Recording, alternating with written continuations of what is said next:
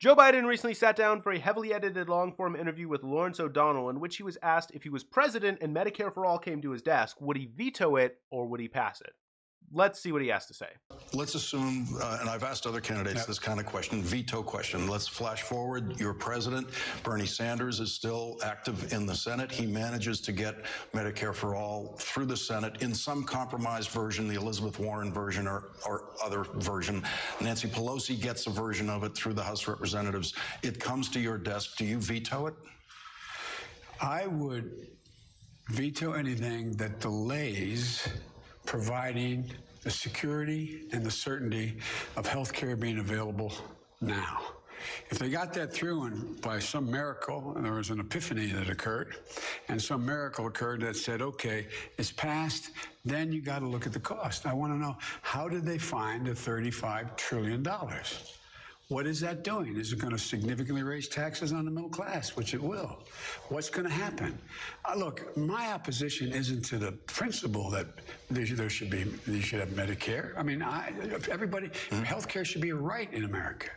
My opposition relates to whether or not, A, it's doable, two, what the cost is, and what the consequences for the rest of the budget are.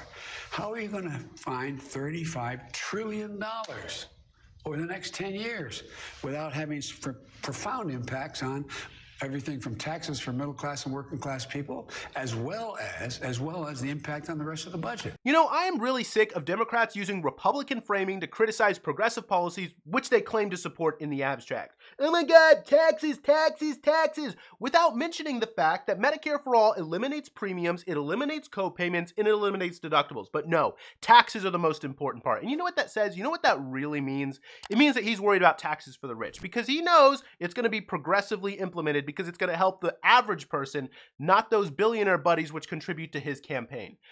So you know what would really happen? You know what, like, the real situation around this would be? Imagine a scenario where he's president and Medicare for All goes to his desk. What would happen? He would go crawling like a sniveling little dog to his billionaire buddies, to Jamie Dimon, to Jeff Bezos, and he's going to be, oh my God, Jamie Dimon, may you spare a few pence so we can give health care to our people? To which he's going to say no. And actually, Kyle Kulinski actually has a pretty great tweet about this. Kyle says, Medicare for All is one of my top issues. My dad would probably be alive if we had it. If you want my vote, you have to earn it. Corporate Democrats are so persistent in telling me to fuck off, so I will. Even if Biden gets the nomination, I won't vote for him. Honestly, that's where I am at this point too. I'll be honest, I was on the fence previously. I was on the fence about whether or not I was Bernie or bust. I was like, well, I'm definitely in favor of Bernie, but Trump's pretty bad too. But if this guy is going to say, oh no, if I get the opportunity, if I get the chance to pass Medicare for All, and, I'm not going to do it. You're a coward. Joe Biden, you're a coward. You're not willing to stand up to power. You're not willing to stand up to special interest. Your only special interest is yourself and your political opportunities. I am so sick of having to deal with politicians who aren't willing to fight, who aren't willing to stand up for anything, and who immediately just bow down, kowtow to Republican framing, to being, spam botting, worrying about taxes when it's going to save people money overall. I'm completely sick of it. So, at this point, unless there's a serious reversal on things, unless Joe Biden suddenly comes out for a bunch of progressive policies, yeah, I'm Bernie or bust. I'm not voting for Joe Biden in the general. I will write in Bernie Sanders. And I recommend that as well, guys. Don't just sit at home if you're Bernie or bust. Go out and write in Bernie Sanders. It sends a much more powerful message than if you just sit at home, because then it's harder to calculate. Go in and write in Bernie Sanders if you've decided that you're not going to vote. I'm not going to tell you who to vote for, right? If you want to go vote for Joe Biden, if you're like, Donald Trump is really bad, that's fair. And who knows? I mean, there's a long time until November. Things can change. But where I stand right now, what I am going to do in November, I will go in and write in Bernie Sanders. Again, whatever you do, that's up to you. Now, the reason, though, why this is actually, I think, a really, really powerful statement, a really, really powerful political movement, is that, this whole idea of moving to the center of, oh, we need to appeal to the center voters the most is based on this outdated, outmoded political sort of strategy, we might call it, from the Clinton era known as triangulation. You're like, what's triangulation? Triangulation is the idea that by moving to the center, you can hope to peel off some of those voters from the other side. And, it's essentially based on the idea that if you can move to the center, if you can sort of adopt the rhetoric and framing and policies of your opposition, then you insulate yourself from criticism. And so, by moving to the center, you're sort of above the fray, right? So along the left-right sort of domain, you're above the fray. And so it's, it's like a triangle, right? So that's the idea of triangulation. Now, the problem, or I should say the hopes with triangulation is that, again, you can remove framing. You can remove the ability for them to criticize you because you've adopted their framing.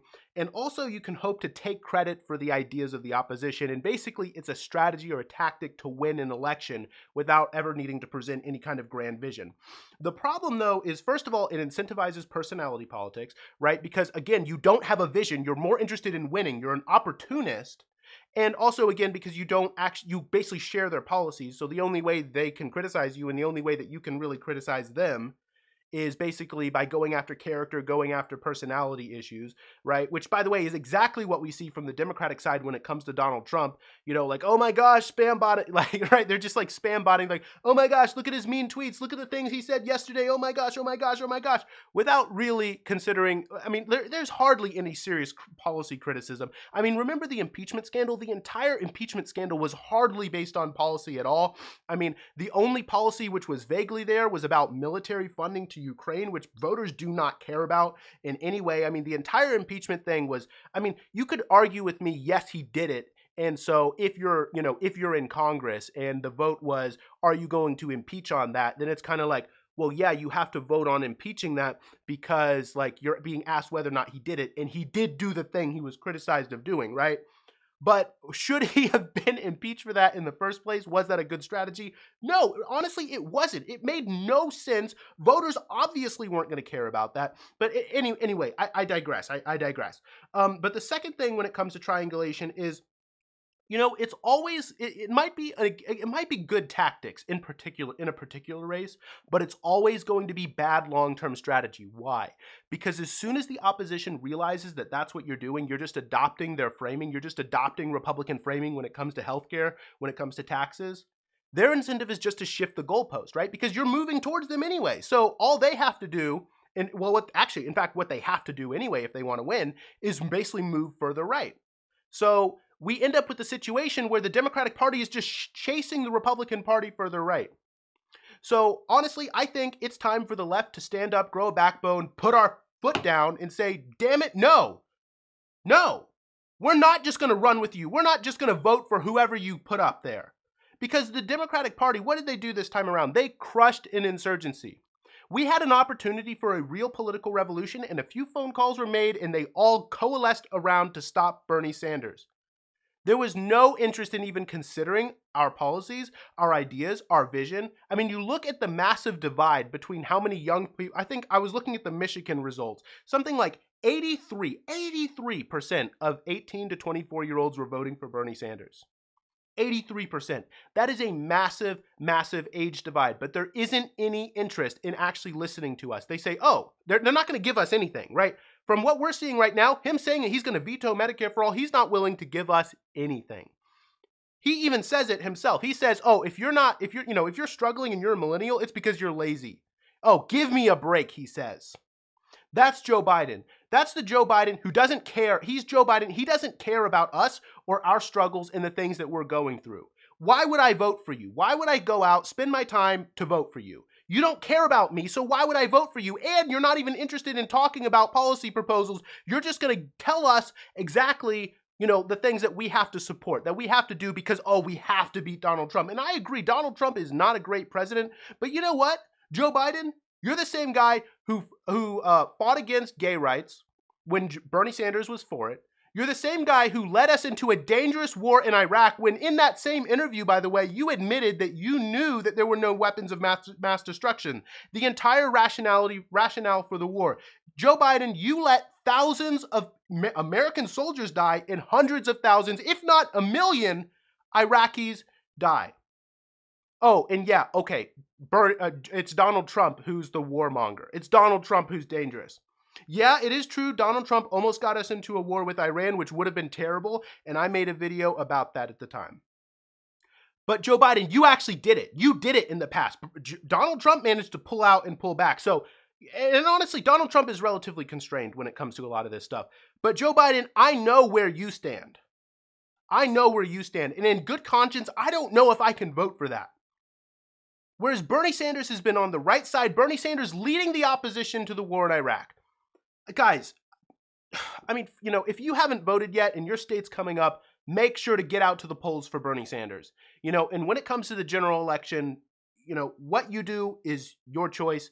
What I do, I don't know entirely yet, but yeah, I'm leaning towards Bernie or bust at this point because I have had it up to here with these establishment hacks telling me what I have to do all the time without ever even listening to me. They don't care about me. They don't care about you. And I'm sick of it.